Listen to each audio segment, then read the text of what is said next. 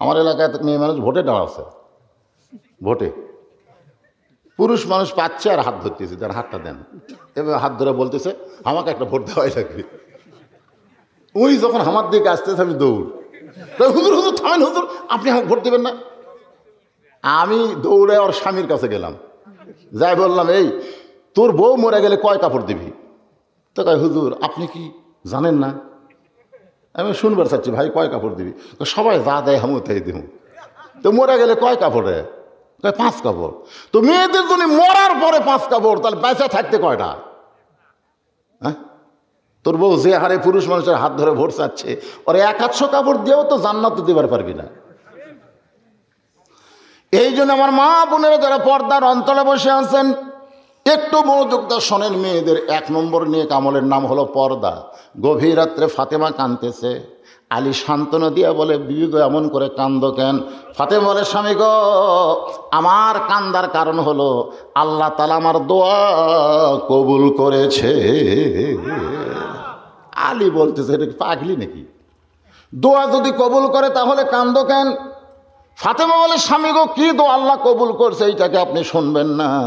আলী বলতেছে ফাতেমা কি দোয়া করেছো যেইটা আল্লাহ কবুলের খবর দিল? ফাতেমা বলতে স্বামী গো আল্লাহ তাআলা আমার পর্দাকে কবুল করেছে। সুবহানাল্লাহ কোন। তো আলী বলতেছে তোমার পর্দাকে আল্লাহ কবুল করলো, তুমি কেমনে জানলে? বলে আল্লাহ তাআলা আমাকে পর্দার ভিতরে মৃত্যু দিবে। সুবহানাল্লাহ বলেন। মৃত্যুর পরে পর্দা না, পর্দার ভিতরেই আল্লাহ আমাকে মৃত্যু দিবে।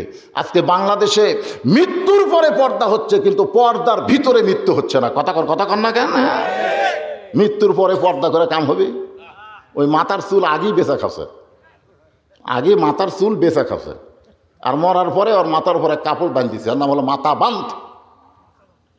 ফেরেস্তা কয় মাথা বান্ধা লাভ নাই, চুল বেচা খাচ্ছে। ফেরওয়ালারা লাড়িয়ে ওর চুল কিনেছে। জোরে কোন কথা ঠিক কিনা?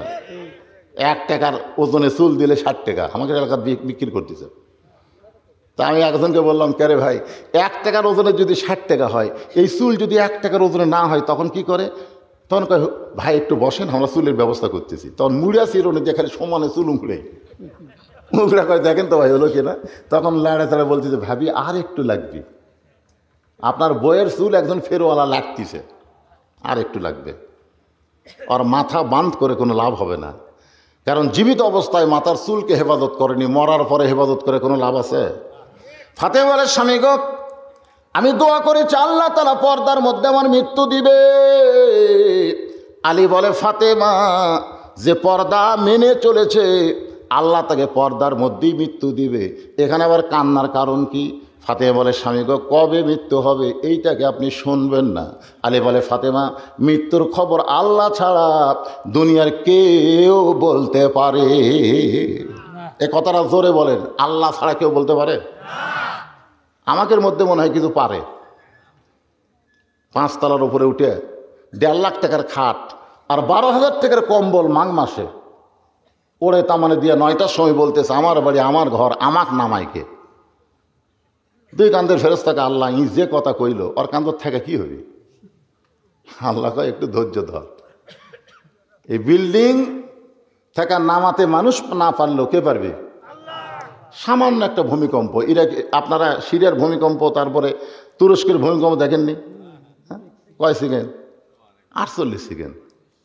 সামান্য একটা ভূমিকম্প দিছে, ওই এত ফোর্সে নামছে কম্বলের মধ্যে লঙ্গি খুলে আছে, ওটাও পরার টাইম পায়। কান্দের ফেরেশতারা বলতেছে আল্লাহ নামাইলে তাই করে ন্যাংটা করে নামালা। আল্লাহ কয় যারা সহজে নামবার না চায় আল্লাহ নামাইলে তাদেরকে এইভাবেই নামায়। জোরে কোন কথা ঠিক কিনা? ক্ষমতার মালিক কে? একটু মনোযোগ দিয়ে শুনবেন। হযরত আলী বলতেছে ফাতেমা মৃত্যুর খবর আল্লাহ ছাড়া কেউ জানে না। ফাতেমা মুস্কি মুস্কি হাসি আর বলে স্বামী গো আপনি আমারে হাসাইলেন, আল্লাহ যদি জানায় তাহলে মানুষ জানতে পারে, আল্লাহ যদি জানায়।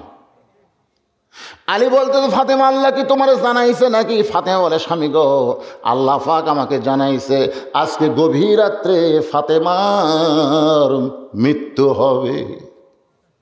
যেই বলছে আজকেই গভীর রাত্রে ফাতেমার মৃত্যু হবে, গাছের গোড়া কাটলে গাছটা যেমন ঠাস করে পড়ে যায়, হযরত আলী তেমনি পড়ে গেলেন ঘরের মাজায়।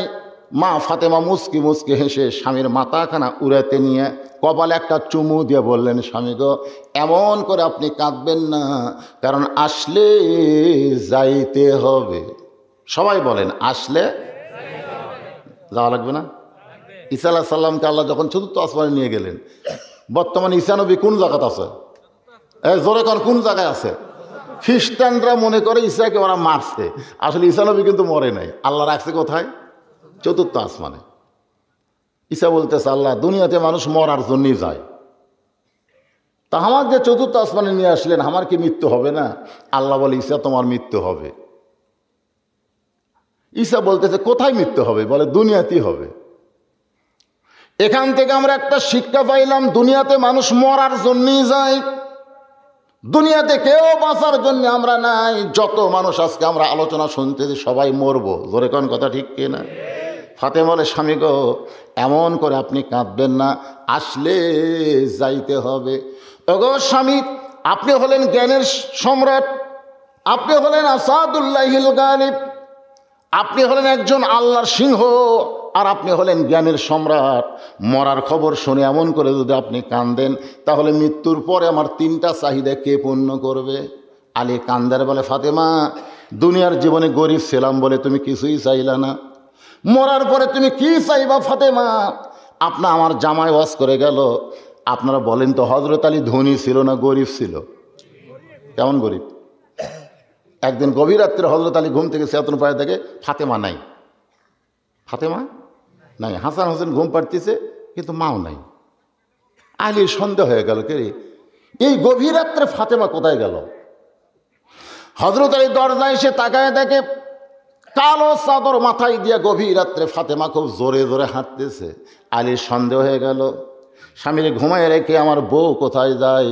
নিরাপদ দূরত্ব বজায় রেখে পিছনে পিছনে রওনা দিলেন। আল্লাহর নবী যেই ঘরে ঘুমাইতেছে ওই ঘরের জানলার পাশে ফাতেমা দাঁড়াইছে। হযরত আলীর সন্দেহ হয়ে গেল, হয়তো আমার বিরুদ্ধে গভীর রাত্রে কিছু বলার জন্য। ফাতেমা কি বলে আমি একটু শুনবো। ফাতেমা ডাক দিলেন, বাবা, দিনের বেলা আসতে পারিনি বাবা, কিন্তু রাতের অন্ধকারে আপনার জানলায় মেহেরবানি করে একটু ঘরের দরজা খুলে দেন। যেই মাত্র নবী ঘরের দরজা খুলে দেয়, হযরত আলী এক দৌড়ে জানলার কাছে গিয়া কানটা লাগায়, দেখি বাপ মেয়ের মধ্যে কি গল্প হয়। আল্লাহ রাসূল বলেন, ফাতেমা, তুই একা একা কেন ঘরে ঢুকলি মা? আমার আলীকেও ঘরের মধ্যে নিয়ে আয়। সাল্লাল্লাহু বলেন। আলী জানলার কাছে চুন করছে, কে রে, আমি জানলার ধারে, এটা নবী কেমনে জানলো? আমাকে বাংলাদেশে একদল আলেম বলে নবী কিছুই জানে না। নবী কিছু জানে না, জানে না। আল্লাহ নবীর যত সাহাবেরা, শোনেন, নবীর যত সাহাবেরা, রাসূল প্রশ্ন করলেন, এটা কি তোমরা জানো? তখন সাহাবেরা কি বলছেন আপনারা বলেন তো, এই হাদিসগুলো পড়ে দেখবেন। সাহাবেরা প্রত্যেকটা কথাই বলেছে আল্লাহ এবং রাসূল ভালো জানে। কোনোদিন কোনো সাহাবেরা বলেনি আল্লাহ ভালো জানে, এ কথা কোনো বেয়াদব বলেনি। সাহাবেরা বলেছে, শ্রেষ্ঠ ছাত্র যারা, তারাই বলেছে আল্লাহ এবং রাসূল ভালো জানে। আপনারা এমন কোনো হাদিস দেখাতে পারবেন সাহাবেরা বলেছে হুজুর আল্লাহ ভালো জানে? এ কথা কেউ বলেনি। আল্লাহ রাসূল বলেছেন, আমি যা জানি তোমরা তা জানো না, আমিও জানি না যতক্ষণ আল্লাহ পাক আমারে না জানায়। এখান থেকে বোঝা গেল দুনিয়ার তামাম মানুষ জানার আগে যিনি জানেন তিনি হলেন আমাদের নবী। ধরে কোন সুবহানাল্লাহ। আসল গায়েবের মালিককে আরো ধরে কোন না কেন? কিন্তু গায়েবের খবর আগে আল্লাহ কাকে দিছে? এই জন্যে তাহেরি সাহেব বলেছে, আল্লাহর ধন নবীরে দিয়া আল্লাহ আছে গায়েব হইয়া, নবীর ধন খাজা নিয়া। এই জায়গা তাহিরি ভুল করছে, তাহিরি বলা লাগতো নবীর ধন আলেম নিয়া, নবীর ধন আলেম নিয়া। কারণ আলেম সম্পর্কে রাসূল বলেছেন, আল উলামা ওয়ারাসাতুল আম্বিয়া, আলেমরাই হলো নবীদের ওয়ারিস। জোরে কোন সুবহানাল্লাহ। কিন্তু এখানে তাহিরি একটা ভুল করছে, নবীর ধন খাজা নিয়া শুয়া আছে আজমিরে। তারপরে যে কথা কইছে এটা হলো শিরক। কেউ ফিরে না খালি হাতে, খাজারে তোর দরবারেতে। নাউজুবিল্লাহ। কন জোরে কর নাউজুবিল্লাহ। প্রথম কথা ঠিক আছে, আল্লাহর ধন নবী নিয়ে। আসলে তো আল্লাহর যত এলেম সব এলেম আল্লাহ নবীরে দিছে। এই কোরআনটা হচ্ছে আমার আল্লাহর। ধরে কোন কথা ঠিক কি না? একটু মনোযোগ দিয়ে কথাগুলো শুনতে হবে। হযরত আলী জানলার কাছে চমকে উঠছে, আমি জানলার কাছে, নবী কেমনে জানলো? নবী ফাতেমারে কেন বলছে? কারণ নবী খালি একজন নবী না, নবী হলেন একজন বাবা। সুবহানাল্লাহ কন না কেন? আচ্ছা, আপনার বিয়ে দেওয়া মেয়ে যদি গভীর রাত্রে আপনার বাড়িতে আসে, আপনি কি বলবেন না জামাই কেন আসেনি? এই কথাকে আপনি বলবেন না? নবী কিন্তু এই আন্দাজে বলেছে, ফাতেমা তুমি একা কেন, আমার আলীকেও ঘরের মধ্যে আসতে কও। ফাতেমা বলতেছে, বাবা আপনি জানেন না। সুবহানাল্লাহ বলেন। নবীকে বলতেছে, আপনি জানেন না বাবা, আমার স্বামী ঘুম পাড়তেছে, আমার স্বামী ঘুম পাড়তেছে। স্বামী যখন ঘুমাইতেছে, খুব ঘুম, ওই সুযোগ আমি চোরের মতন চুপি চুপি আপনার কাছে আইছি। আল্লাহ রাসূল বলেছে, ফাতেমা যদি আলী চেতন পায়, তুমি আসার পরে যদি চেতন পায়, কি কন পাতে পারে কি পারে না? তাহলে তোমাকে যে সন্দেহ করবে। ফাতেমা কয়, আব্বা যে কি কয়, আল্লাহ ভাগ্য গুণে আমার এমন একটা স্বামী দিছে, আমারে কোনোদিন সন্দেহ করবে। কিন্তু আলী কি হয়ে খাড়া হয়ে আছে, আলী দু চোখ দিয়ে খালি পানি পড়তেছে, আল্লাহ রে এটা কি বউ রে, যে কোনোদিন স্বামীরে সন্দেহ করে না। সুবহানাল্লাহ কর না কেন? আর আমাদের গুলে আমি মোবাইল চালু থেকে ঘুমাবারই পারি না, কারণ আমার যেরকম মরদ ভক্ত আছে, মেয়ে মানুষও ভক্ত আছে। এটা কিন্তু আমি কালো মানুষের ভক্ত না, আমার ওয়াজের ভক্ত। একদিন এক মেয়ে মানুষ কল করছে, আমি কি জানি ঘুমাইছি তো, আর বউ দৌড়েতে ধরছে, আসসালামু আলাইকুম হুজুর কেমন আছেন? আর বউ কয়, এটা তো মেয়ে মানুষের কণ্ঠটা। তখন বলতেছে, এই আপনি হুজুরের সাথে কি বলবেন? মানে রাগ করছে, আমার স্বামীকে একটা মেয়ে মানুষ সালাম দিবি কে? আপনি হুজুরের সাথে কি কথা? হুজুরকে আমি ভালোবাসি তো, তাই সেই কথা ভালোবাসি। আমি তো আগে কিছুই জানি না, ঘুমোতে গোটার পরের দিকে টেপা মাছ। তা আমি বললাম, কে গো তোমার দাঁতের বেদনা শুরু হয়েছে নাকি? এরকম মুখ গোল খেন। বউ আরে বলতেছে, আপনি লুচ্চা না আলেন। আমি চমকে গিয়ে বললাম, রাস্তার ধারত বাড়ি, জোরে কইও না, জনগণ শুনলে আর ওয়াজ শুনবি না। আপনি ওয়াজ করবার যান না প্রেম করবার যান? আমি এত খেপলা কেন? মেয়ে মানুষ আপনার কল করে, নম্বর বার করে আমি কল দেওয়া, মারে মা তুমি নাকি বলছো আমাকে ভালোবাসো? মেয়েটা বলতেছে, আল্লাহ শপথ করে বলতেছে, হুজুর আপনাকে ভালোবাসার কথা বলিনি তো। কি বলছো? বলে আপনার ওয়াজ ভালোবাসি। আমি বউরে কইলাম, কি কইছে? একটা কইছি তো। কি সন্দেহ আমাদের বইয়ের। আর ফাতেমা, আল্লাহ তাআলা আমাকে এমন একজন স্বামী দিয়েছে, যেই স্বামী কোনোদিন আমাকে সন্দেহ করবে না। রাসূল বলতেছে, ফাতেমা কি জন্য আইলি আমার ঘরে এত গভীর রাত্রে বল? ফাতেমা বলতেছে, বাবা বলবো না, আপনি একটু বাতি জ্বালান, আপনি ঘরের মধ্যে একটু বাতি জ্বালান। এতদিন বলেছি কিন্তু কাম হয় নাই, আজকে একটু আপনাকে দেখাবার চাই। সঙ্গে সঙ্গে নবী বাতি জ্বালাইলে ফাতেমা দুইটা হাত নবীর দিকে এইভাবে বাড়ায় দেয়। নবী নবী হইয়া নাই, বাবার দৃষ্টির তাকায় দেখে হাতের তালু আছে, কিন্তু তালুর উপর চামড়া নাই। দুইটা হাত গোস্তের টুকরার মতন লাল হয়ে গেছে। আল্লাহ নবী ঘরের কোনায় গিয়ে বলতেছে, মাবুদ লাম ইয়ালিদ ওয়ালাম ইউলাদ, আল্লাহ তোমার কোনো সন্তান নাই, যার কারণে তুমি কিছুই বুঝতেছ না। কিন্তু আমার যে সন্তান, আমারে শুধু নবী বানাইলে হতো, কিন্তু বাপ বানাইলে কেন? দুনিয়ার কত ধনী ধনী পুরুষ আমার ফাতেমাকে বিয়ে করবার চাইছিল, কিন্তু তুমি আল্লাহ ঘটকালি করে গরিব আলীর সঙ্গে আমার ফাতেমার বিয়ে দিলে। এখন দেখো তো আল্লাহ ফাতেমা হাত দেখায়, এইটা কি বাবা হয়ে সহ্য করা যায়? সঙ্গে সঙ্গে ফাতেমা মাথার ঘোমটা দেয়। রাসূল বলে, ফাতেমা কি খবর? বলে, বাবা কোনো কিছুর দরকার নাই, মনে করেছিলাম আমার হাতের এই অবস্থা দেখে আপনি আমাকে একটু সহযোগিতা করবেন, কিন্তু আমার স্বামীর বিরুদ্ধে আপনি আল্লাহর কাছে কথা বলা শুরু করেছেন, আমার কোনো কিছুর দরকার নাই। আল্লাহ নবী বলেন, ফাতেমা তুমি কি বুঝাবার চাও? ফাতেমা বলে, আপনি বুঝাইছেন, আল্লাহর পরে কাউকে যদি সেজদা দেওয়ার হুকুম থাকতো, তাহলে ফাতেমা আলীর পায়ে তুই সেজদা করিস। সেদিন থেকে বুঝেছি আল্লাহর পরে মেয়ে মানুষের কাছে সবচাইতে দামি ওই ব্যক্তি হলো তার স্বামী। সুবহানাল্লাহ।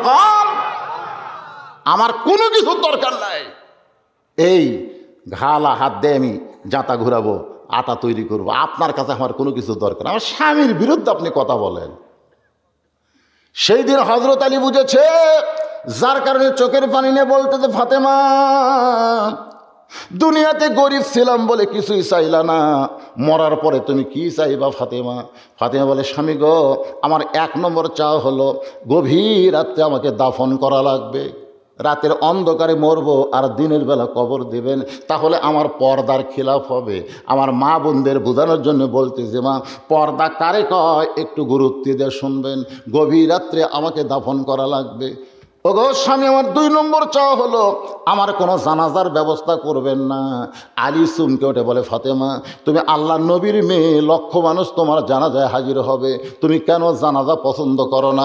ফাতেমা বলে, লক্ষ মানুষ জানাজায় কি বলবে? যদি বলে ফাতেমা ভালো, আল্লাহ কিন্তু লক্ষ মানুষের দিকে তাকায় থাকবে না, আল্লাহ খালি আপনার দিকে তাকায় থাকবে। আপনি কি বলেন? লক্ষ মানুষ যদি ভালো কয়, আপনি যদি ভালো না বলেন, ফাতেমা জান্নাতে যাওয়ার পারবে না। আর দুনিয়ার সমস্ত মানুষ যদি বলে ফাতেমা খারাপ, আর আপনি যদি বলেন ভালো, এক স্বামীর সার্টিফিকেটে ফাতেমার 8টা জান্নাতের দরজা খুলে গেল। তাহলে বউকে ভালো কে বলা লাগবে?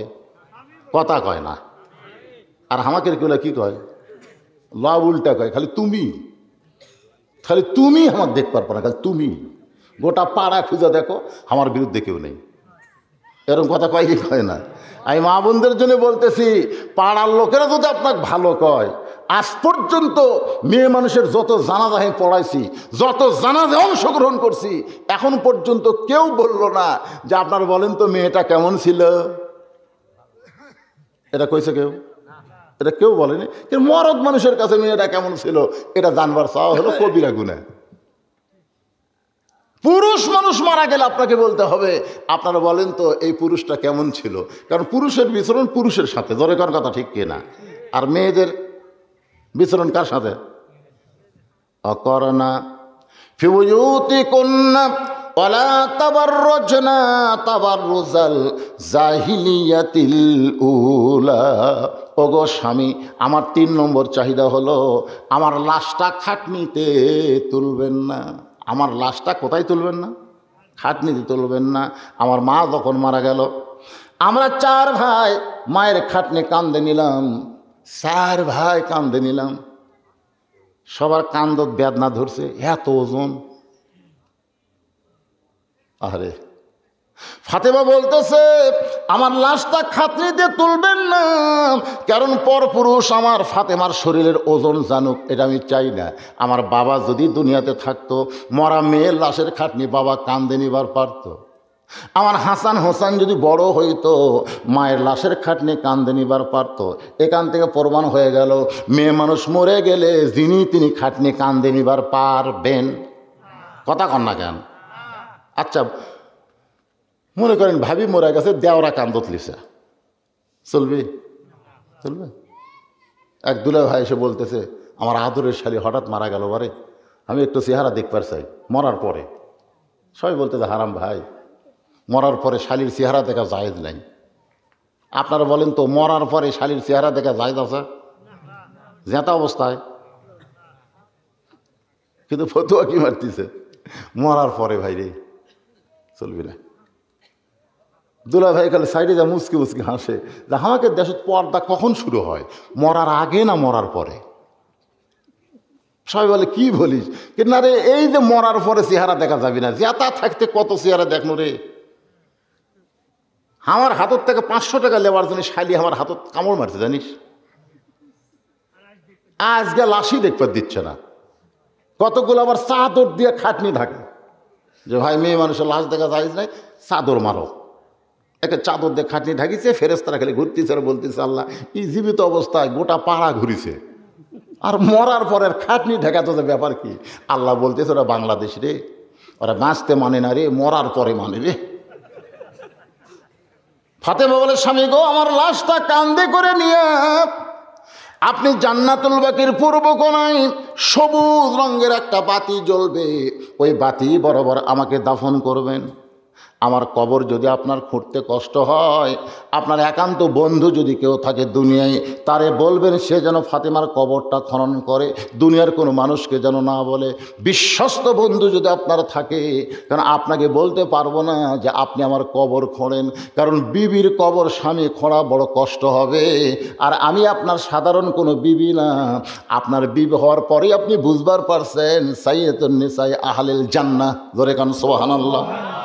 সাইয়্যিদাতুন নিসাই আহলিল জান্নাহ নাম কি? ফাতেমাতুজ জহুরা। এই নামটা কর পারেন না কেন? ফাতেমাতুজ জহুরা, যমুনা লয়, জহুরা। হ্যাঁ, এই জহুরা মানে কি? একজন বলতেছে ফুল। জহুরা শব্দের অর্থ বুঝতে হবে। আমার মা বোনেরা যারা পর্দায় আছেন একটু মনোযোগ দিয়ে শোনেন। হযরত আলীর বিশ্বস্ত বন্ধু ছিলেন আবু যর গিফারি। তার জানলার পাশে গিয়ে গভীর রাত্রে কাঁদতেছে। আবু যর গিফারি চমকে গেল, এই গভীর রাত্রে আমার জানলার পাশে কে কান্দে? দরজা খুলে বাইরে এসে দেখে আসাদুল্লাহিল গালিব কাঁদতেছে। আবু যর গিফারি বলে, আলী, জীবনে কত যুদ্ধ করলাম তোমার সঙ্গে, কোনো যুদ্ধে পরাজিত হয়ে তোমাকে কাঁদতে দেখি নাই। আজকে গভীর রাত্রে কোন যুদ্ধে তুমি পরাজিত হয়ে আমার জানলার পাশে এমন করে কাঁদতেছ? আলী বলতেছে, আবু যর, যা একটা কবর কর। আবু যর গিফারি বলতেছে, রাতের বেলায় কবর করতে হবে, দিনের বেলায় কি কবর খোঁড়া যাবে না? আলী বলতেছে, একজন পর্দানিশী রাতের বেলা বিদায় নিবে, এখনো নেয়নি, রাতের বেলা বিদায় নিবে, রাতের বেলায় তাকে দাফন করতে হবে। আবু যর গিফারি বলতেছে, আলী ভাই, সেই পর্দানিশী কে গো? তার নাম কি আপনার মুখস্থ নাই? আলী বলতেছে, আমার হাসান হোসাইন 6 মাস আগে নানা হারাইছে, আজকে 6 মাস পরে আবার মা হারাবে। মাত্র কয় মাস আগে নানা হারাচ্ছে, কয় মাস? 2 চোখের পানি, হাসান হোসেনের চোখের পানি এখনো বন্ধ হয়নি। যে কোনো সাহাবি দেখলেই বলতো, ভাই আমার নানা কোথায় গেছে? 2 ভাই একসঙ্গে গলা ধরে বেড়ায় আর গোটা মদিনা খোঁজে, নানা নানা বলে কান্দে। কেউ কয় না, কারণ আবু বকর রাদিয়াল্লাহু বলেছে, এই সাহাবেরা শোনো, হাসান হোসেন যতদিন নানা খুঁজবে, খবরদার তোমরা রওজা দেখাই দিবা না। যতদিন নানা খুঁজবে, জোরে কোন কি খুঁজবে? যেদিন নবী খুঁজবে সেদিন তোমরা রওজা দেখায় দিও। যেদিন কি খুঁজবে? নবী। নবী কোথায়? নবী কোথায়? ও ওই জায়গায়। কিন্তু ওরা খুঁজতে দেখি নানা না নবী। আবু বকর বলতে, যতদিন হাসান হোসেন নানা নানা বলে কানবে, খবরদার রওজা মোবারক দেখায় দিও না। কারণ আমি আবু বকর জানি, হাসান হোসেন যদি রওজার পাশে গিয়া 2 ভাই একত্রে চিৎকার করে ডাক দেয় নানা, আমি আবু বকর বলতেছি নবীর ঘুম ভেঙ্গে যাবে। ইসলামের আলো জ্বালায়া দিয়া নবী ঘুমায়া আসেন সোনার। কবার চাচ্ছেন না সবাই? কি এই গান গাইলে ইমান দুর্বল হবে? তাহলে সবাই জবান খোলেন, ইসলামের পতাকা উড়ায়া দিয়া নবী শুইয়া আসেন সোনার মদিনায়। আবু যর গিফারি বলতে, চালি রে, আল্লাহর কাছে ফরিয়াদ করো, মাত্র 6টা মাস আগে নানা চলে গেছে, 6 মাস পরে যদি মা মারা যায়, তুমি হাসান হুসেনকে কেমনে সামাল দিবা? আলী বলতে, যে পরের কথা পরে চিন্তা করা যাবে, যা একটা কবর কর। আপনাদের এলাকায় গোরস্থান আছে না নাই? যাইতাই কবর করবে নাকি? যাইতে। আমার এলাকার কেউ মরলে ওরাই 5 জন, গোটা গোরস্থানের সমস্ত কবরের দায়িত্ব ওরা 5 জন। শালারা একজনও নামাজ পড়ে না। আয়সা কয়, ভাই কবর খুঁড়তে গেলে খুবই কষ্ট রে, 5 প্যাকেট সিগারেট দে। তখন কি করবে? 5 প্যাকেট সিগারেট দেয়, ওরা ওটি থেকেই সিগারেট ধরায়। গোরস্থানত যাই কোদাল মারতেছে, ওর মুখতে একটা, যাই মাটি সমান করতেছে ও একটা টানতেছে, যাই মাটি তুলতেছে ওর মুখতে একটা, যাই দিক নির্দেশনা দিচ্ছে, ভাই এই দিক দেখর, এই দিক দেখর, ওই একটা টানতেছে। 5টা টানতেছে গোরস্থানত, গোটা গোরস্থান বিড়ির গন্ধ। একটা ফেরেস্তা গোরস্থানত নাই, সব রাস্তা। আল্লাহ কয়, কে রে ফেরেস্তা, তোরা গোরস্থান বাদে রাস্তাত কেন? আল্লাহ, যে দুর্গন্ধ, আপনি তো জানেন ফেরেস্তারা দুর্গন্ধ সহ্য করতে পারে না। গোটা কবর খুঁড়তে খুঁড়তে 5 প্যাকেট সিগারেট শেষ, গোরস্থানে মাটি পর্যন্ত বিড়ি বিড়ি গন্ধায়। আপনার বলেন তো, যে ব্যক্তি বিড়ি খায়, সিগারেট খায়, তার কাপড়ের গন্ধ আছে না নাই? যে খাটত থাকে তার গন্ধ আছে না নাই? ওই যেটা ধরবি সেটাই, যে গিলাসে পানি খাবি ওটাও গন্ধ। তো কিছুক্ষণ আগে কবর খুঁড়ে সিগারেটের গন্ধ দিয়ে কবরের মধ্যে নামে দিয়ে গেছে। মুনকিন নাকি ঢুকে নাক ধরে ঢুকছে, নাক ধরে ঢুকে ওর দাড়ি যদি থাকে দাড়ি, না চুল থাকলে চুল, ওঠ ওঠ।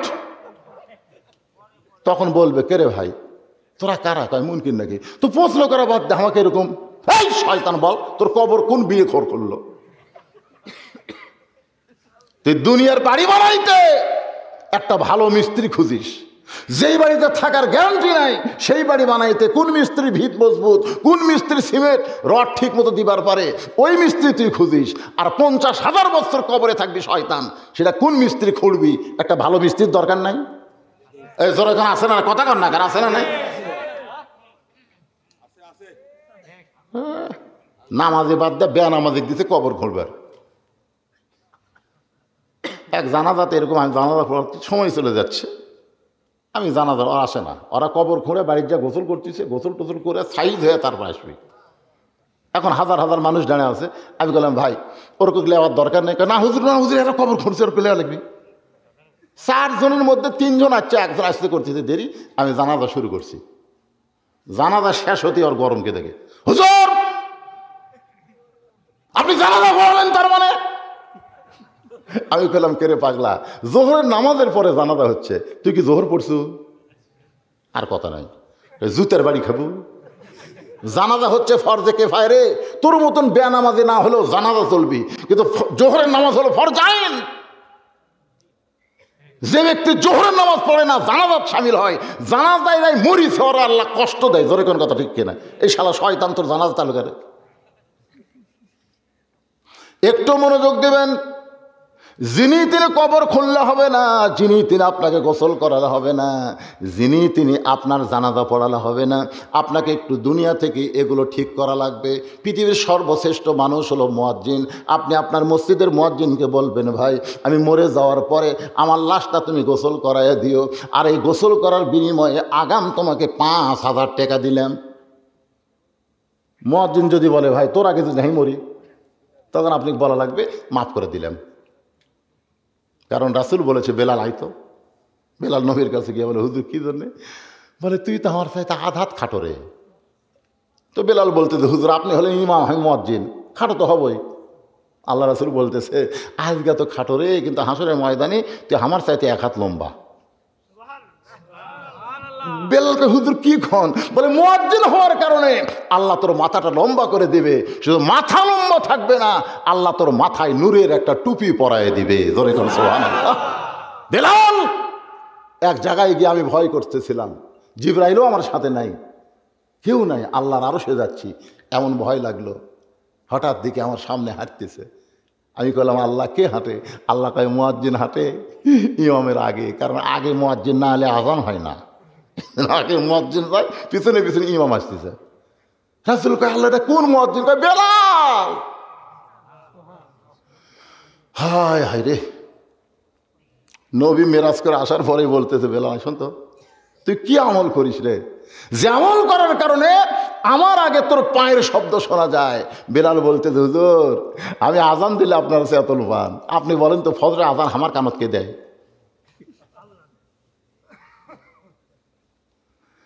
আল্লাহ বলে, বেলাল আমি নবী কোনোদিন তো এই চিন্তা করি নাই, বলো তো তোমার কানে কে আজান দেয়?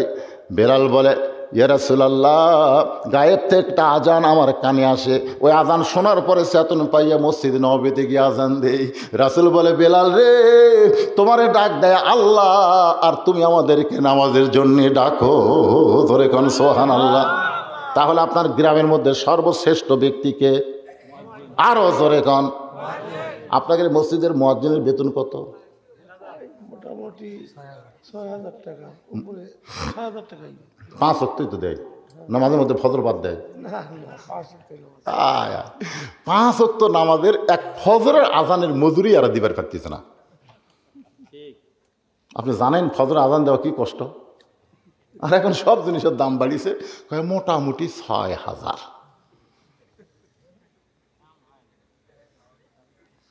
কি মনে করতেছেন ভাই রে?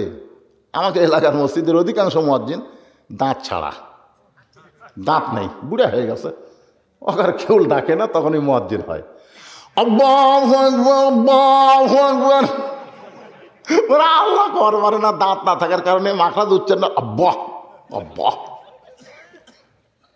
তাই বললাম মুরব্বী আপনার আজান তো ঠিক হয় না, কারণ হুজুর মাস গেলে 1200 টাকা বেতন দেয়, আবার কিসের ঠিক?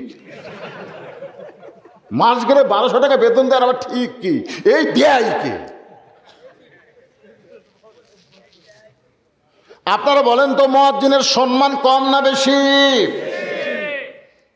আপনার ইমামকে বলবেন, হুজুর আপনাকে আমরা যাচাই করে মসজিদে নিয়োগ দিয়েছি, আমি মরে গেলে আপনি আমার জানাজার ইমামতি করবেন। সুবহানাল্লাহ খান। আর নিজের সন্তান যদি থাকে তাহলে তো সোনায় সোহাগা। কারণ জীবনে বহু মানুষের জানাজা করেছি, আমার বাবার জানাজাও আমি পড়াইছি, আবার গতকাল আমার মায়ের জানাজা পড়ালাম। দুনিয়ার যত মানুষের জানাজা করেছি আমি শুধু দোয়া পড়েছি, দোয়া করার পরে সালাম ফিরাইছি, জানাজা শেষ। কিন্তু বাবার আর মায়ের জানাজায় আমার শুধু দোয়া না, আমার চোখ দিয়ে দর দর করে পানি পড়তেছে। ফেরেশতাকে আল্লাহ এই হুজুর কত জানাজা ফাঁকি দিল, কানলো না, কিন্তু আজকে জানাজায় কান দেখেন।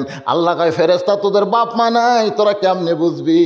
আজকে মায়ের জানাজা করতেছে, চোখের পানি গালে পড়ে, ওই মা সন্তানের চোখের পানির কারণে মা বাবার কবরকে আমি আল্লাহ জান্নাত বানায়া দিলাম। তাহলে আপনার সন্তান আপনার জানাজা করুক, এইরকম সন্তান বানানোর দরকার আছে না নাই? এ কথাকার আছে না নাই? ডক্টর জাফরুল ইসলাম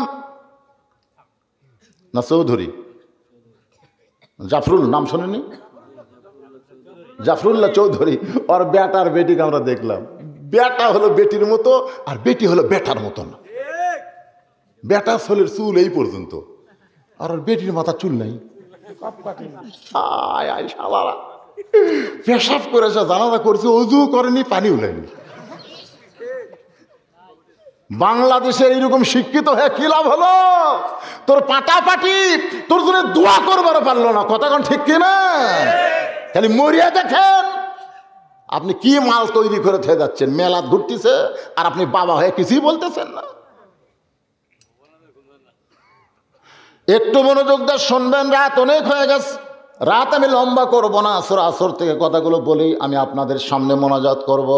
বাজানকে একটু খেয়াল করবেন।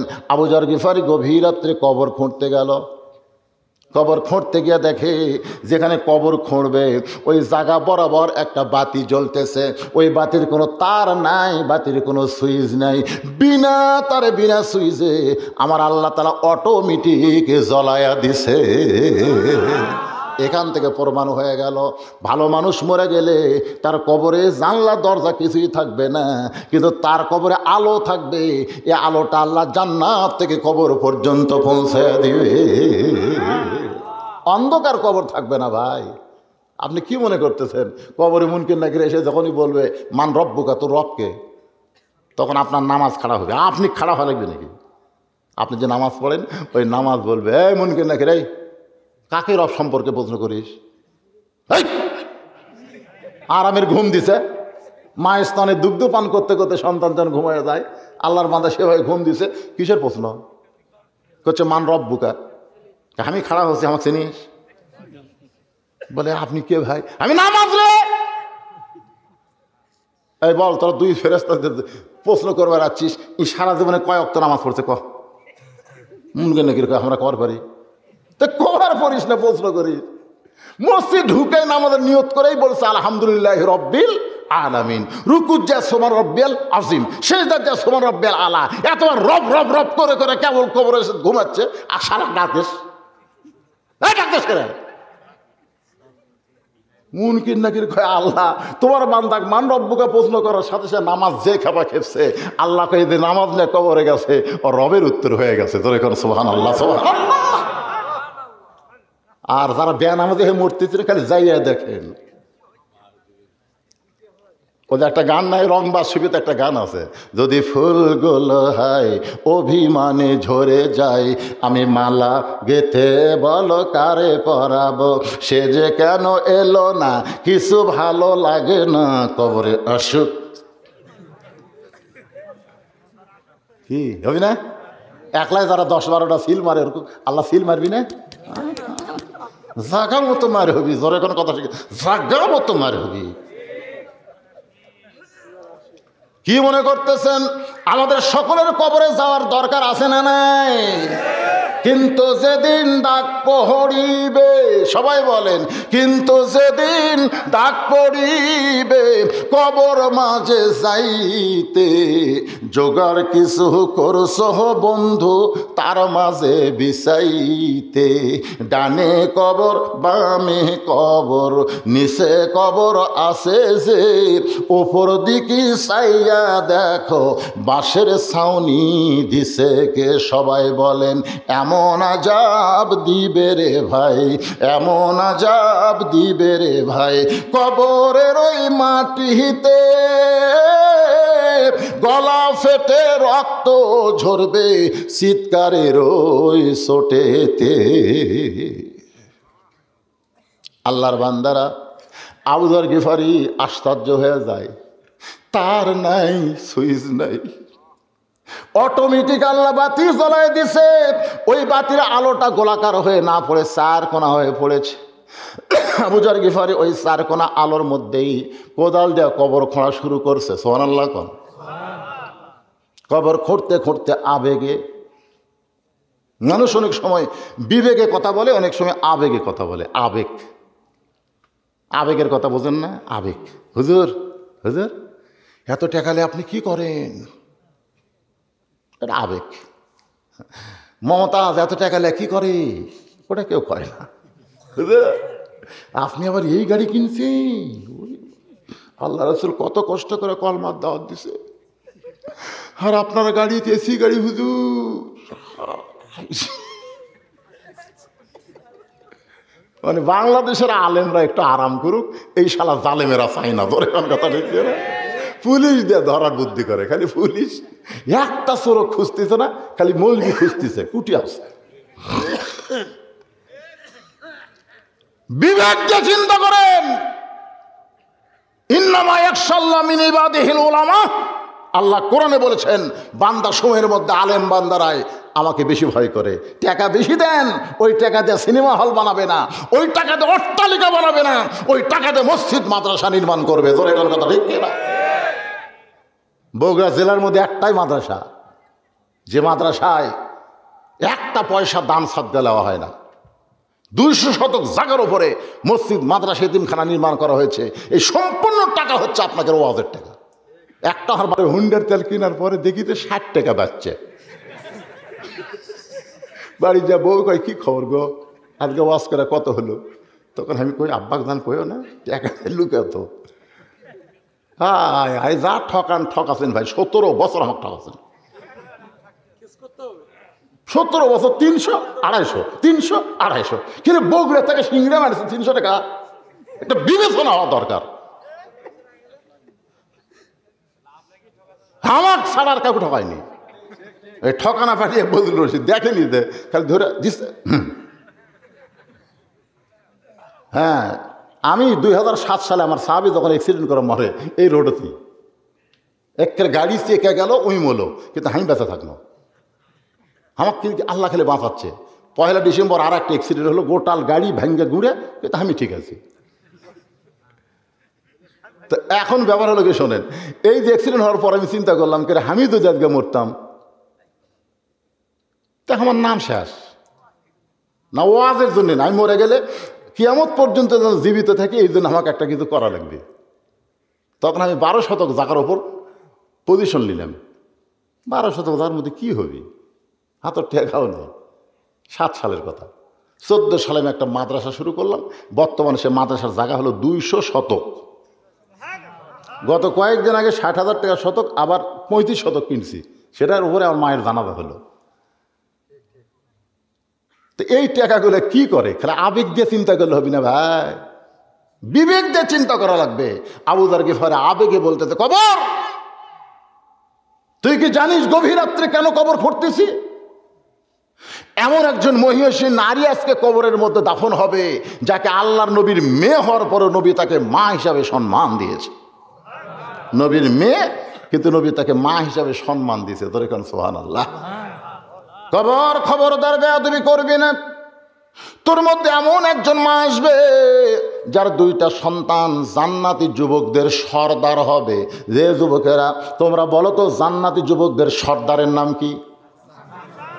প্রত্যেক জুমার দিনে ইমাম সাহেব শোনায় সাইদুস শাবাবে আহলেল জান্নাহ হাসান হোসেন রাদিয়াল্লাহু তাআলা আনহুমা, শোনায় না?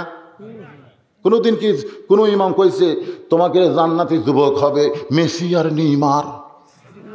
কোনদিন কইছে? তো মেসির জার্সি গাওয়ার দেশ করে বাংলাদেশের টাকায় 10,000 কোটি টাকা, 10,000 কোটি টাকা মেসি ইসরায়েল দিছে। ফিলিস্তিনের মুসলমানকে মারার জন্য এই শয়তান মেসি 10,000 টাকা দিছে ইসরায়েল। আর তোমরা তার সাপোর্টার, রাত 3টা পর্যন্ত মেসির খেলা দেখছে। আজকে আর্জেন্টিনা দিছে এই শালা 3টা পর্যন্ত খেলা দেখে ফজরের সময় আর এত নাই।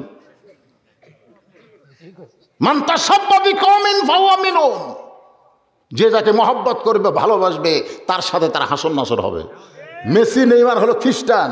আল্লাহ কোরআনে ডাইরেক্ট বলেছেন অমাইয়াবতাগি গয়রাল ইসলামা দীনান ফালাই ইউকবালা মিনহু, একমাত্র ইসলাম ছাড়া অন্য কোনো ধর্ম আল্লাহর কাছে কবুল হবে না। জোরে কোন কথা ঠিক কি না? তাহলে তুমি কেমন মুসলমান?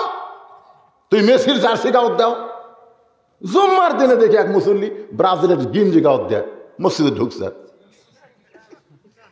চাপাত খালি জুতে দিয়ে বাড়ি। জোরে কোন কথা ঠিক কিনা? জান্নাতে যদি যাবার চাও ওই মেসি নেইমারকে বাদ দিয়া হাসান হোসেনকে গ্রহণ করো। সাইদুস শাবাবে আহলেল জান্নাত হাসান হোসেন রাদিয়াল্লাহু তাআলা আনহুমা, তার মা আজকে কবরস্থ হবে।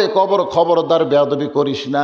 আবার কোদাল দিয়ে কবর খুঁড়তে এক সময় আবেগে বলতে কবর রে তুই কি জানিস রে কবর, আজকে তোর মধ্যে এমন একজন মহামানবের বিবিকে দাফন করা হবে যাকে আল্লাহ তাআলা আসাদুল্লাহিল গালিব আর নবী আনা মাদিনাতুল ইলমি আলিউ বাবুহা ডিগ্রি দিয়েছে। খবরদার কবর কোনো বেয়াদবি করিস না। এই কথা বলার সঙ্গে সঙ্গে কবরের ভিতর থেকে একটা গায়েবী আওয়াজ আসতেছে, আবু জার। এটা কিন্তু ফাতেমার জন্য নয়, এই যে আওয়াজটা এটা হলো হামাকের জন্যে। যখন কার জন্যে? আবু জার, কবরকে সাবধান না করে বরং যারা কবরে আসবে তাদেরকে সাবধান করো। কবরকে সাবধান না করে যারা কবরে আসবে তাদেরকে সাবধান করো। কবরের পাথর নিয়ে যদি কবরে আসতে পারে তাহলে কবর তার জন্য জান্নাতের টুকরা হয়ে যাবে। সুবহানাল্লাহ। কোন এই কবর দেখবে না, এটা জাতির পিতার মেয়ে, কবর দেখবি? এ কথা কর না কেন? এটা জাতির পিতার মেয়ে, এটা কবর দেখবি? কবর দেখবে না। এটা নবীর মেয়ে, হাসান হোসেনের মা, আলীর বউ। এইটা কবর দেখবে না। কবর দেখবে আমল যদি ভালো হয় কবর জান্নাতের টুকরা হবে, আর আমল যদি খারাপ হয় কবর জাহান্নামের গর্ত হবে। এই জন্য রাসূল মাঝে মধ্যে ফাতেমাকে এরকম কপালে হাত দিয়ে বলতেন, মা তুই কখনো মনে করবি না তোর বাবা বিশ্ব নবী বলে তুই জান্নাতি, এটা কখনোই মনে করবি না। জান্নাতে যাবার চাইলে জান্নাতের আমল করে তোকে জান্নাতে যেতে হবে। আজকে যারা এখানে আমরা বসে আছি আপনারা বলেন তো কবরের পাথেও জোগাড় কি মরার পরে না মরার আগে? এই জোরে কোন, মরার আগে না মরার পরে? বহু বছর আগে আমি হাটলালে একটা ওয়াজ করছিলাম। এটা কিন্তু ওয়াজ না, এটা হলো একটা যুক্তি। একটা মানুষ বসে বসে মসজিদে নামাজ পড়ে, ভাইজান একটু শোনেন, বসে বসে নামাজ পড়ে, কিন্তু জুমার দিনে আসা দেখি ইমাম সাহেব সেই মুরব্বী আর নাই। তো ইমাম সাহেব বলতে থেকে পারে সামনে কাতারে বসে বসে নামাজ পড়তো, এই মুরব্বীর খবর কি, অসুস্থ নাকি? এক মুসল্লি বলতে হুজুর অসুস্থ না, জমির আল কাটতেছে। ইমামকে কি কোচ, বসে বসে নামাজ পড়ি আল কাটে কেমনে? তো বিশ্বাস না হলে খবর নেন। নামাজ শেষ করে ইমাম সাহেব মুরব্বীর বাড়িতে গেছে। চাচা বাড়িতে আছেন? চাচি বলতেছে না বারে তোমার চাচা এখনো জমিতে আছে। এখন যায় দেখে চাচা কোদাল দিয়ে আল কাটতেছে। ইমাম সুম করে চাচা মসজিদে গেলে আপনি বসে নামাজ পড়েন আর খাড়া হয়ে জমির আল কাটেন। চাচা বলতেছে নামাজে বল পাই না বাবা, কিন্তু কাজ কামে বল পাই রে। নামাজে বল পায় না, কাজ কামে দেখবেন 1.5 মণ ওজনের ভার লিয়ে ওই উমরপুর যায়, কিন্তু রুকুর থেকে শেষদার ঠিক মতো খাড়া হয় না। রুকুর থেকে যে খাড়া হওয়া লাগবে এটা ঠিক মতো হয় না, এরকম দেখা যায় কি যায় না? আর নামাজ কি নামাজে গেলে বল পাই না বাবা, কিন্তু কাজ কামে বল পাই।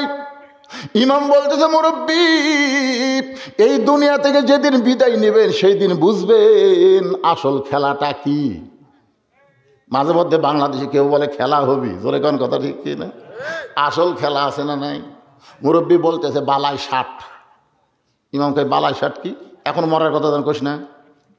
এই তুই ইমাম হুজুর থেকে তো খাতে পারবো নাকি? আমার 4টা ছেলে আছে, তাদের জন্য কিছু করা লাগবে। মরে গেল এতিম হয়ে যাবে। ইমাম বলতেছে মুরব্বী, যাদের জন্য পাগলা হয়ে জুমার নামাজ বাদ দিলেন, আপনি মরে গেলে ওরা কি করবে আপনি জানেন? তো মুরব্বী কয় কি করবে বাবা? কয় মরার আগে তাহলে একদিন মরেন, মরার আগে একদিন মরেন, তাহলে দেখবেন কি হয়। কিভাবে মরবো ইমাম সব শিখিয়ে দিছে। ওই ফজর নামাজে মরছে। কয় ছেলে? 4 ছেলে। বড় ছেলে ডাকতেছে আব্বা ওঠেন, আজান হলে উঠবেন না। বাপ কোনো কথা কয় না। দরজা থাবায়, বাপ কোনো কথা কয় না। দরজা ধাক্কা দিয়ে খুলে দেখে ওরা তার মানে চাদর দিয়ে বাবা ঘুম পাড়তেছে। বাবার পা ধরে নড়াইছে, বাবা কথা কয় না। ছেলের বিশ্বাস হয়ে গেছে যে বাবা কোনোদিন ডাক দেওয়া লাগে না। আজকে এত কিছু করলাম, উঠতেছে মরছে রে। আরো 3 ভাই, এই আব্বা মরছে রে। ওরা 3 জন ঘরের মধ্যে ঢুকে বলতেছে রে মরল, কিন্তু বড় ভাই কয় কিন্তু কি? আপনি জানেন না 40 বিঘা জমি কিনলে আমরা 10 বিঘা করে পারতাম, কিন্তু 1 বিঘা জমি কম আছে। কে বুড়া মরবো মর, আর 1 বিঘা জমি কিনাই মর। আপনার কোন বুড়া কি মরছে? ওই কিন্তু চাদরের তলতে সব শুনতেছে। এক ছেলে বলতেছে খালি জমির দিক দিয়ে গন্ডগোল লাগাইনি, এই বুড়া ঘরের দিক দিয়ে গন্ডগোল লাগাইছে। ঘর বানাতো 8টা, 2টা করে পাইতাম, কিন্তু 7টা ঘর বানাইছে। কে বুড়া মরবো মর, ঘর একটা তৈরি করে দিয়েই মর। বড় ছেলে বলতেছে আর কান্দে লাভ নেই, জমিও পাওয়া যাবে না, ঘরও পাওয়া যাবে না। যে ঘরে মরছে এই ঘর তোমরা কার ভাগত দিবে? তখন 3 ভাই বলতেছে যে আপনি যখন বড় তাহলে আপনি এই ঘর নেবেন। বড় ভাই বলতেছে এই ঘর যদি আমার ভাগে দেশ, তাহলে মরা লাশ আমি বেশিক্ষণ ঘর থাকতে দেব না, কারণ মরা লাশ বেশিক্ষণ থাকলে ঘর দোষঙ্কা হবে। আমার মা যে ঘরে মরছে ওই ঘর এখন পর্যন্ত আর বউ ঢোকেনি, এখন পর্যন্ত ঢোকেনি। আমি ঢুকে আর কোরআন শরীফ পড়ি, এই ঘরে ঢুকলে কিছু এই কি হবে? মানুষের মধ্যে এরকম একটা আছে না নাই? যে ঘরে মরছে এই ঘর যদি আমার ভাগে দাও, তাহলে আমি লাশ বেশিক্ষণ থাকতে দেব না। তো ঠিক আছে, লাশ বার করা হোক। এতক্ষণ তো দেখেনি, চাদর টানতে দেখে বুড়া মরছে, কিন্তু মরার সাইজ ভিন্ন, এইভাবে মরেছে। ছোট ছেলে বলতেছে ভাইজান বাবা সেইভাবে মরছে, দরজা কাটা লাগবে। মেজো ভাই বলতেছে দরজার দাম জানিস? এই দরজার দাম জানিস? এই দরজা বানাইতে 5000 টাকা লাগবে, দরজা কাটবো না। ছোট ভাই বলতেছে তাহলে কেমনে বার করবেন? দরকার হলে হাত পাও ভাঙবো। কে মরার আগে দরজা দেখে মরা উচিত ছিল। 8 দরজার বুড়া চ্যাপটা হয়ে মরল। এবার 4 ভাই হাত পাও ভাঙ্গার জন্যে বুড়ার দিকে যখন যায়, এমন সময় বুড়া দেখতেছে আল্লাহ আসল মরার সময় মানুষ দেখবে আজরাইল একটা, আর মরার অভিনয় করে দেখতেছে আজরাইল কয়টা। এখনো যদি অভিনয় করে ওরা তো ভাঙবি। এরকম হাত খেলে চাঁড়া মারছে। 4 ছেলে 4 দিকে দৌড়। মুরব্বী দৌড় দিছে হুজুরের বাড়িতে। হুজুর জুমার নামাজ বাদ দিয়ে যাদের জন্য দুনিয়ার কিছু করতেছিলাম তাদের চরিত্র এইরকম। ইমাম কান্দের বলে মুরব্বী আপনি কি কোরআন পড়েন না? এই কোরআনের মধ্যে আল্লাহ বলেছেন ইয়া আইয়ুহান নাসু তাকু রাব্বাকুম ওয়াখশাউ ইয়াওমান লা ইয়াজি ওয়ালিদুন আন ওয়ালাদিহি ওয়ালা মাউলুদুন হুয়া জাযিন আন ওয়ালিদিহি শাইয়া। মানুষরে তোমরা সেই দিনকে ভয় করো যেদিন পিতা পুত্রকে চিনবে না, পুত্র তার পিতাকে চিনবে না। আপনি বলেন তো আমাদের সবার সামনে সেই দিন আছে না নাই? যদি থাকে তাহলে মরার আগে আমরা সাইজ হব না মরার পরে?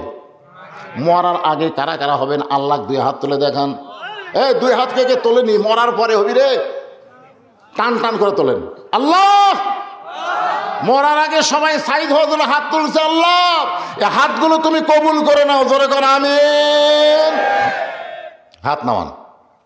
মরার আগে যারা সাইজ হবেন আমি তাদের কাছে বলতেছি আল্লাহর ঘর মসজিদের জন্যে আপনাদের পকেটের মধ্যে একটু হাত দেওয়া লাগবে। মরার আগে সাইজ হওয়ার জন্য যা পারেন, 10 পারেন, 20 পারেন, 50 পারেন, 100 পারেন, বাকি পারেন নগদ পারেন। মাত্র 5টা মিনিট আমি আলোচনা আদায় করার পরে তারপরে আবার আলোচনায় ফিরে আসবো। সূরা আসরের 2 নম্বরে কথা চলতেছে, 3 নম্বর অতাওয়া সবিল হক, 4 নম্বর অতাওয়া সবিস সবর। এই 4টি বিষয় কথা বলে আপনাদের নিয়ে আমি আখেরে মোনাজাত করব। আল্লাহর বান্দারা যারা ব্যাগ লিয়া রুমাল নিয়ে ভিতরে ঢুকবেন, আমি তাদেরকে বলতেছি, বাবা রাত 1টা বাজে গেছে, অনেক রাত, তোমরা একটু ভিতরে ঢোকো।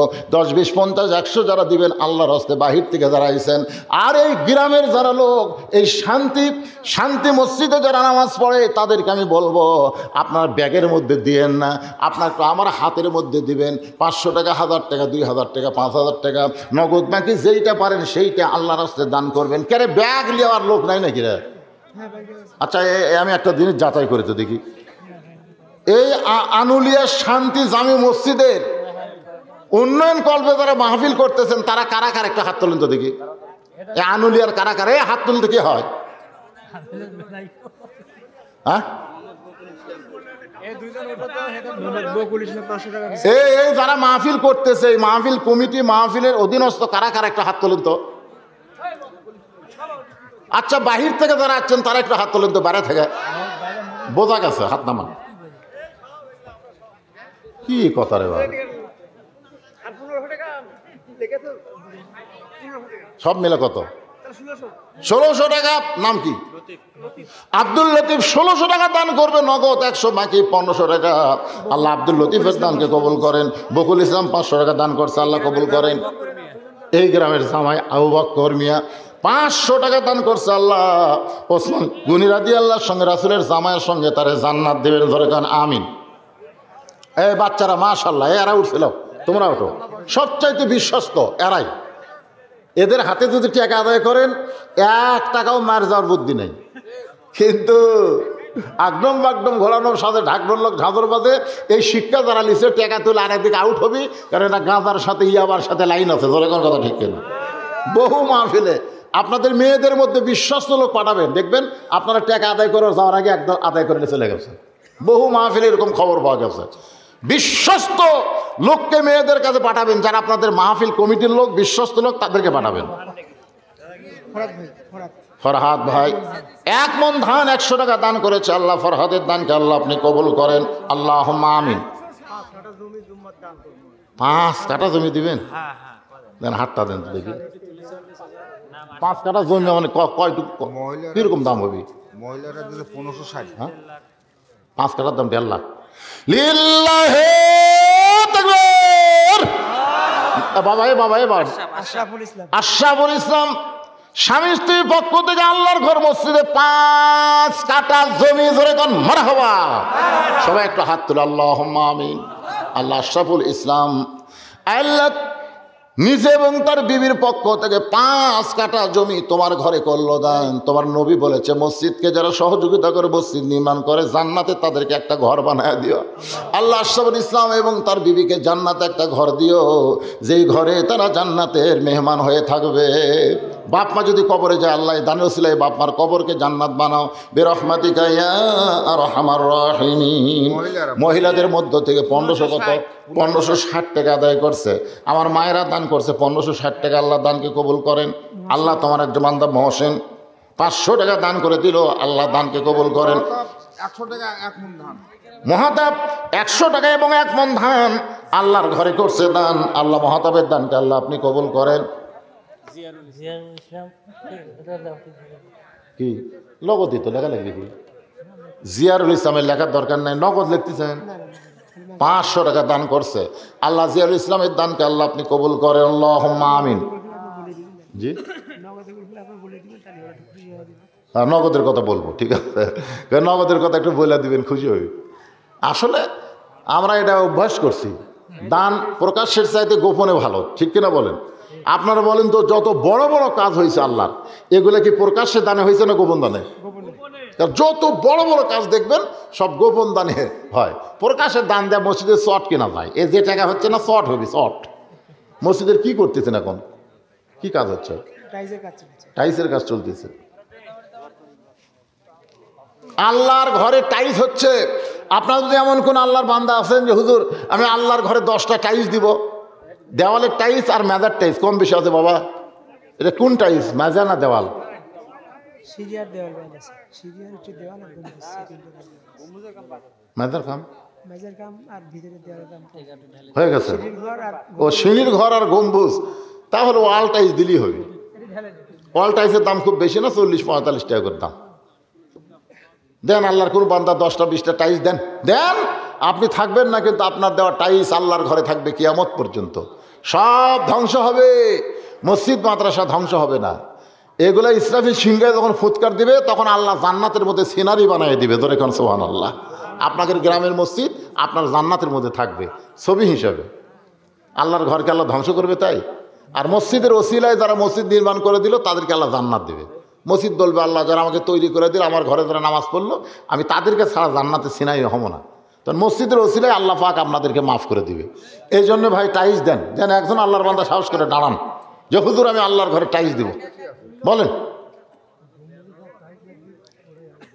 কে নাম কি কোন? আব্দুল কুদ্দুস। আব্দুল কুদ্দুস এই 10টা করে চাবার দরকার আছে। আব্দুল কুদ্দুস গম্বুজের যত টাইলস লাগবে সব টাইলস করবে, তার জোরে কান মারহাবা লিল্লাহে তাকবীর।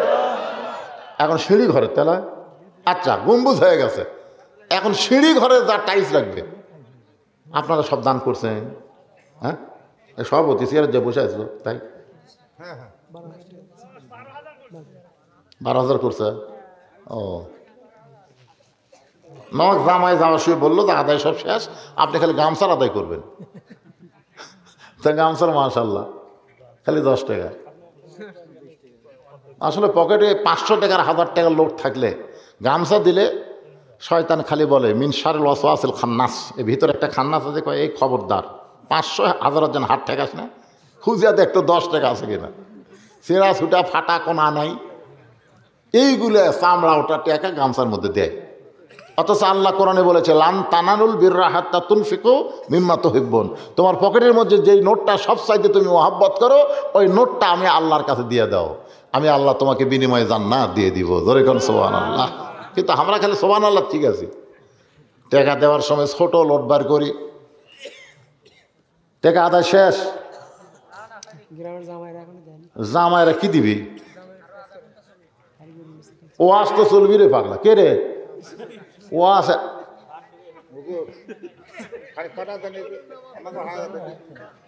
হ্যাঁ ফজরের নামাজ ফেল হবে না, একটা দোয়া পড়ে ঘুমায় যাবেন অজু করে। প্রতিদিন আপনারা এমনি এমনি ঘুমান, আজকে ঘুমানোর আগে অজু করবেন, অজু করে একটা দোয়া পড়ে বুক ফোঁক দিবেন। প্রতি রাত্রে 6 ঘন্টা ঘুম পাড়া যে মজা হবে, আজকে 1.5 ঘন্টার মধ্যে তার সাথে বেশি শান্তি আল্লাহ দিয়ে দিবি। ঘুমের শান্তি দেওয়ার মালিককে আল্লাহ। আপনি একদিন ঘুমালেন, সেই এসব বাদ দিয়ে ঘুমে আছেন, ঘুমোতে উঠে মায়ের কাছে বলছে তোর মা আজকে আমার ঘুম হয়নি মা। মা কয় তোর লাখের ডাক শোনা গেল, ঘুম হয়নি মানে?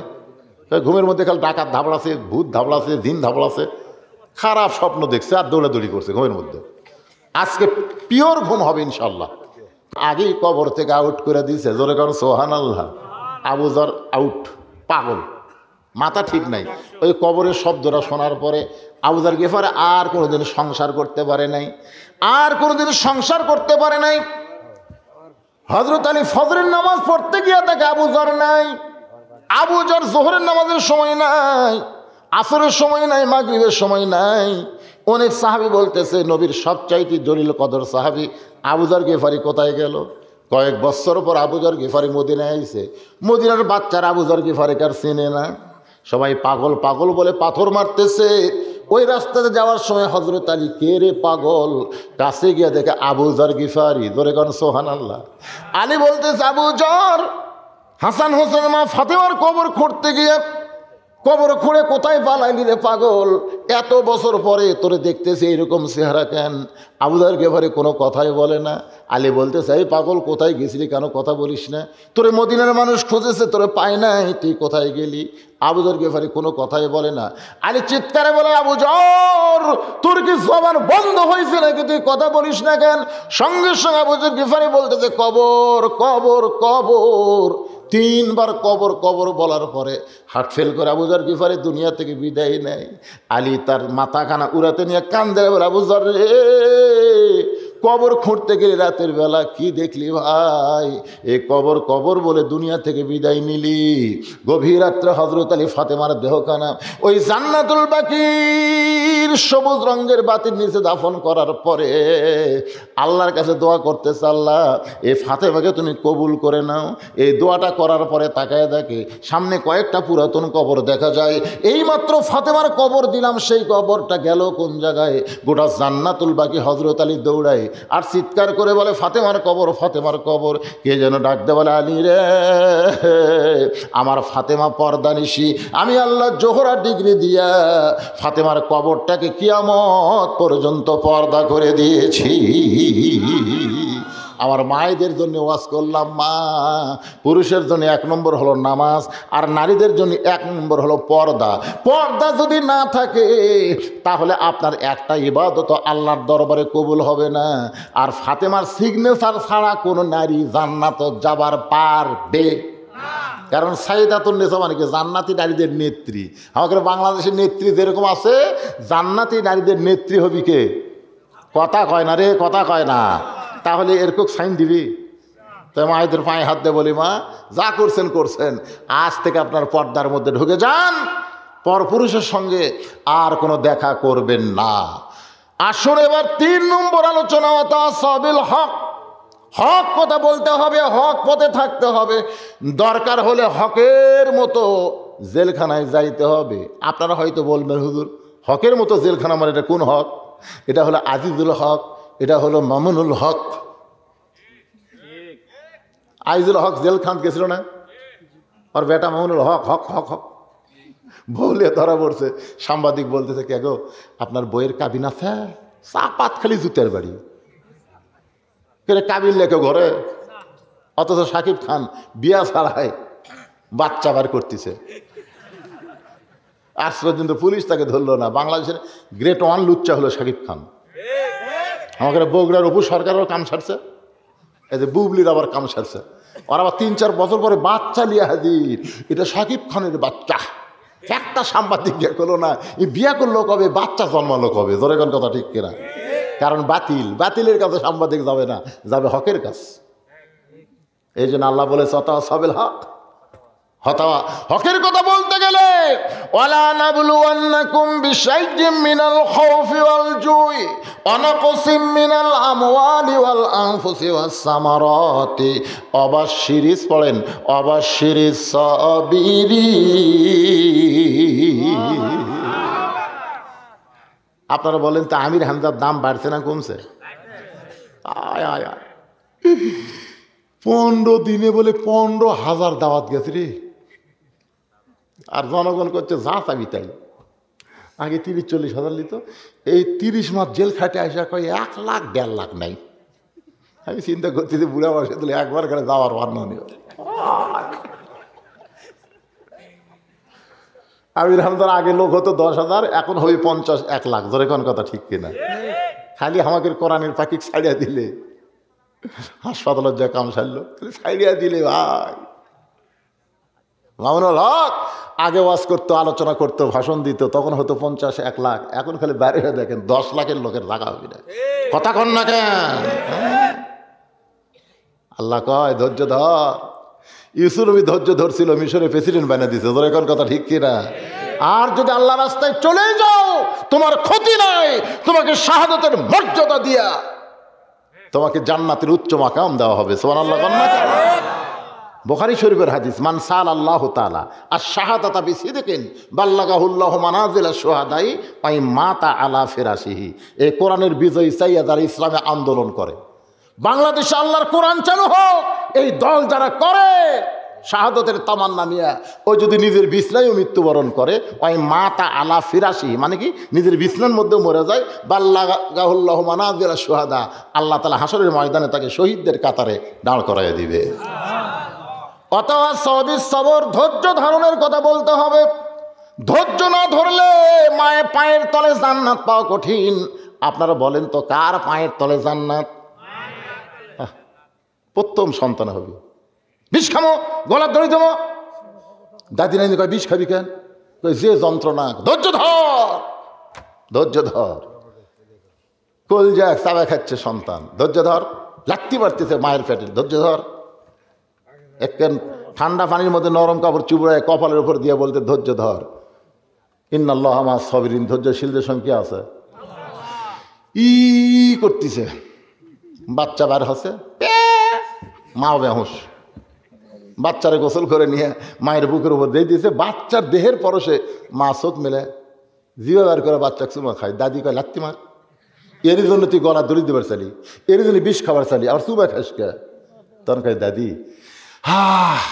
কষ্টের পরে ধৈর্য ধরার পরে এইরকম নিয়ামত আল্লাহ আমাকে দিবি, এটা আমি কল্পনাও করিনি। আজকে যারা বাংলাদেশে আল্লাহর কোরআনের বিজয় চায়, নানা ধরনের কষ্ট আল্লাহ তাদেরকে দিচ্ছে। ধরে কোন কথা ঠিক কিনা? এই কষ্টের পরে দেখবেন একদিন বাংলাদেশে আর্জেন্টিনার পতাকা নয়, ব্রাজিলের পতাকা নয়, একদিন কলেমার পতাকা পথ পথ করে উঠবে। আল্লাহ এই দৃশ্য আমাদেরকে দেখার তৌফিক দান করুক। সকলে বল আল্লাহুম্মা আমিন। সকলে ইস্তিগফার পড়া, আস্তাগফিরুল্লাহ রাব্বি মিন কুল্লি জামবি ওয়া তুবু ইলাই, লা হাওলা ওয়ালা কুওয়াতা ইল্লা বিল্লাহিল আলিয়্যিল আযীম।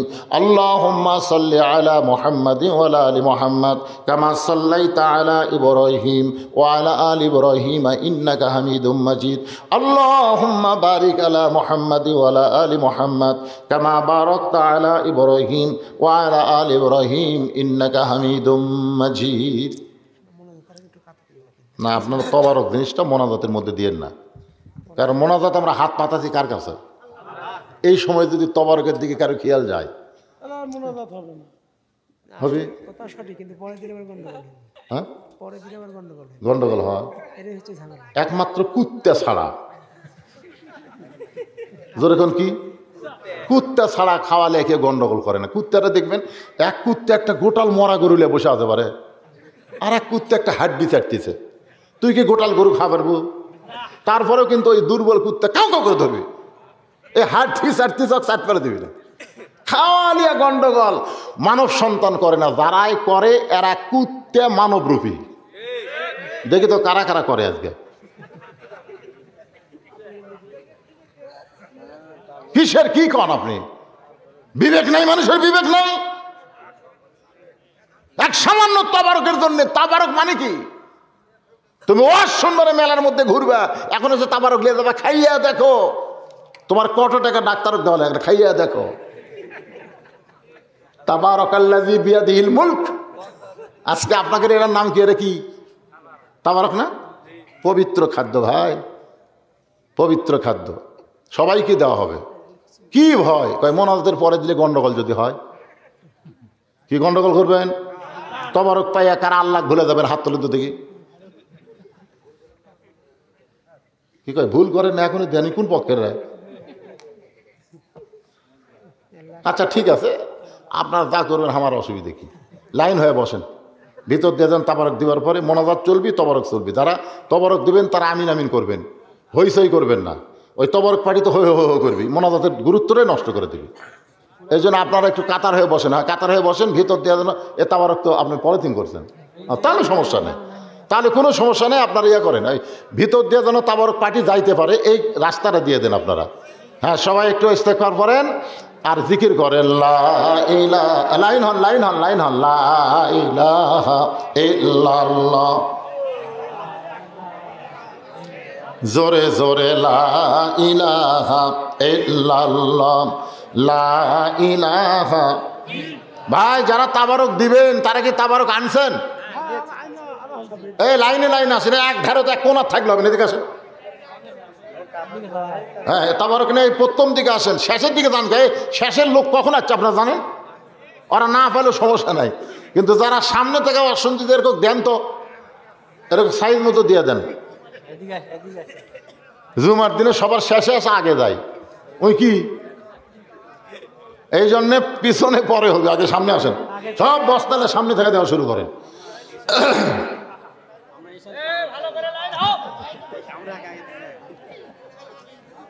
হুজুর এসার পরে এসে তো ট্রেজের উপর আগে দিবে। আপনারা হচ্ছেন আলাদা সম্মানের মেহমান। আলহামদুলিল্লাহ ভাই, অসুস্থ শরীর এবং মন ভাঙ্গা নিয়ে আপনাদের সামনে কথা বললাম। আপনার কি বেদার হলেন? মাশাআল্লাহ, আপনাকে চেহারা দিকে তো মনে হলো রাতে একটা কোন কালে বাজা গেছে, 1:15 বাজতেছে, তারপর আপনাদের মধ্যে কোনো ঘুমের ভাব নাই। আল্লাহ কোরআনের চেতনায় আমাদেরকে চেতনা রাখুক, জোরে কোন আমিন। আল্লাহুম্মা আমিন। আল্লাহুম্মা আনতাস সালাম ওয়া মিনকাস সালাম তাবারাকতা ইয়া যাল জালালি ওয়াল ইকরাম। আয় আল্লাহ তাআলা, মাগরিবের নামাজের পর থেকে রাত 1:15 পার হয়ে 1:30টার দিকে যায়, এই শীতের মধ্যে গভীর রাত পর্যন্ত আরামের বাড়ি, আরামের ঘুমকে বাদ দিয়া সাধারণ খেরের উপরে বসে ঘন্টার পর ঘন্টা যারা তোমার কোরআন থেকে আলোচনা শুনলো, মেহেরবানি করে আজকের মাহফিল আমাদের সকলের হেদায়েতের জন্যে, নাজাতের জন্যে, জান্নাতের জন্যে কবুল করো। এই মাহফিলের শুরু থেকে শেষ পর্যন্ত যতটুকু আলোচনা হয়েছে এর মধ্যে যদি ত্রুটি হয়, ভুল হয়, মাফ করে দাও। এর যা হাদিয়া মঞ্জুর করো, সোনার মদিনায় নবী পাকের রওজা মুবারকে আল্লাহ কবুল করো। তামাম আম্বিয়ায়ে কেরাম, আসহাবে কেরাম, তাবিনে কেরাম, তাবিনে কেরাম, তামাম পৃথিবীর মাটির নিচে যত মুমিন মুমিনা শুয়ে আছে আল্লাহ সকলের আরওয়া পরে হাদিয়া কবুল করো। আল্লাহ, আমরা যারা হাত তুলেছি, আমাদের মধ্যে জনম দুঃখনী মা যাদের কবরে চলে গেছে, ছোট্ট একটা শব্দ হলো মা, এই নামের মধ্যে কি মধুরে, যাদের মা নাই তারাই বুঝতেছে। মাবুদ, আমি সহ আমরা যারা মা হারা এতিম হয়ে তোমার দরবারে হাত তুলেছি আল্লাহ, মেহেরবানি করে মায়ের কবরকে জান্নাতের টুকরা বানিয়ে দাও। কি বলবো প্রসবের কথা, মা বিনে সেই ব্যথা কেউ তো বুঝিবে না। মা জন ঠেকিয়া সন্তানের দায়, অকালে মা মারা যায়, কেন সে মায়ের জন্যে দোয়া করবা না।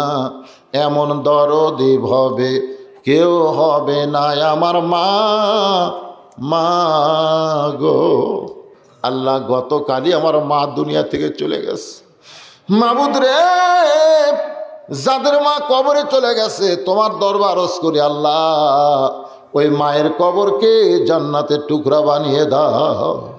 বাবার বাড়িঘর সবই আছে, বাবার বাড়িঘর সবই আছে, আমি সহ আমরা যারা বাবা হারা এতিম হয়ে গেছি আল্লাহ, মেহেরবানি করে বাবার কবরকে জান্নাতের টুকরা বানিয়ে দাও।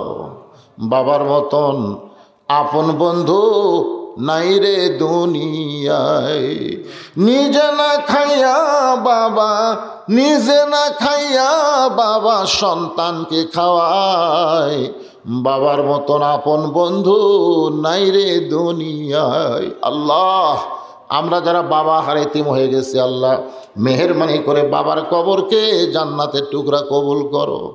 মাবুদ, আমাদের দাদা দাদি, নানা নানি, আত্মীয় স্বজন, আমাদের আপনজন, শ্বশুর শাশুড়ি যাদের কবরে গেছে আল্লাহ, কবরবাসীদের মাফ করে দাও। আল্লাহ তাআলা আনুলিয়া শান্তি জামে মসজিদের উন্নয়ন কল্পে আজকের এই মাহফিলে আল্লাহ যারা নগদে বাকিদের দান করেছে আল্লাহ, সকলের দানগুলোকে জান্নাতের বিনিময় তুমি কবুল করে নাও। আজকের মাহফিলের সম্মানিত সভাপতি, সহসভাপতি, প্রধান অতিথি, বিশেষ অতিথিবৃন্দ, আজকের মাহফিলের আলেম ওলামা বক্তাগণ সহ আমার সামনে যারা বসে আছেন এদের মধ্যে অনেকে হাজী সাহেব আছেন, আলেম আছে, ইমাম মুয়াজ্জিন সহ, মাদ্রাসার তালবে ইলম সহ, মুরব্বী, যুবক, কচি কাঁচা, পর্দার অন্তরালের মা বোনেরা, আবিদা সালিয়া পর্দানিশী কবুল করে মা ফাতেমার চরিত্র দান করেন। আল্লাহ, আমাদের সকলকে আপনি মাফ করে দেন। একটা মিনিট একটু আল্লাহর দিকে খেয়াল করে চোখটা বন্ধ রেখে একটু চিন্তার সাগরে ডুব দেন। একদিন মসজিদের খাটনি আমার বাড়ির আঙ্গিনায় ধরাধরি করে নিয়ে আসবে, সেদিন বড়ই পাতার গরম পানি আমার দেহে ঢালিবে, রঙিন কাপড় খসায়া সাদা কাফনের কাপড় পরাইবে। কত মানুষের জানাজার নামাজ আমরা পড়লাম, এই 2 হাত দিয়ে কত কবরে মাটি দিলাম। একদিন আমরা সবাই মরে যাব। যেদিন আমাদের মৃত্যু হবে, আল্লাহর কাছে বলেন দিনটা যেন জুমার দিন হয়, অথবা দিনটা যেন সোমবার হয়, অথবা মাসটা যেন রমজান মাস হয়, অথবা বাতিলের বিরুদ্ধে লড়াই করতে গিয়ে শাহাদাতের পেয়ালা পান করে এই দুনিয়া থেকে বিদায় নেওয়ার তৌফিক দাও আল্লাহ। আমি সহ আমরা যারা অসুস্থ হাত তুলেছি, আল্লাহ আল্লাহ অসুস্থ যারা আছে সুস্থতার নিয়ামত দান করে দাও। অনেকে আমার কাছে দোয়া চেয়েছে, আল্লাহ যে যে নিয়ত করে দোয়া চেয়েছে আল্লাহ সকলের দোয়াকে তুমি কবুল করে নাও। সুবহান রাব্বিকা রব্বিল ইজ্জাতি আম্মা ইয়াসিফুন ওয়া সালামুন আলাল মুরসালিন আলহামদুলিল্লাহি রাব্বিল আলামিন ওয়া জাল আখিরাতি কালিমাতুনা ইনদাল মাউত লা ইলাহা ইল্লাল্লাহু মুহাম্মাদুর রাসূলুল্লাহ।